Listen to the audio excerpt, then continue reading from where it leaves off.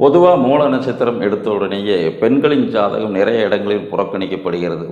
ஆண் மூலம் அரசாலும் பெண் மூலம் நெருமூலம் அப்படிங்கிற ஒரு பழமொழியை சொல்லி புறந்தள்ளுறாங்க.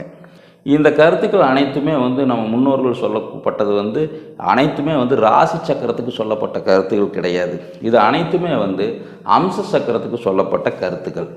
இப்போது அம்ச சக்கரத்தில் கேதுவும் சந்திரனும் மேசம் ரிஷபம் கடகத்தில் இருக்கும் பட்சத்தில் இந்த இடத்துல கேது நீசமாகிற ரிஷபத்தில் சந்திரன் உச்சமடைகிறார். அதே மாதிரி கடகத்தில் கேது பகையாகி சந்திரன் ஆட்சியாகிறார். இந்த இடத்துல சூரியனும் அம்ச சக்கரத்தில் தனுசு நிற்கும் பட்சத்தில் ரிஷபத்திலும் கடகத்திலும் இருக்கக்கூடிய பார்வைகள் சூரியனுக்கு அசுப பார்வையாக இருப்பதால் இந்த இடத்தில் மாமனாருக்கு ஆகாது அப்படின்னு சொன்னாங்க. இந்த கருத்து மேச லக்னத்துக்கு மட்டுமே பொருந்துமே தவிர மற்ற லக்னங்களுக்கு பொருந்தாது.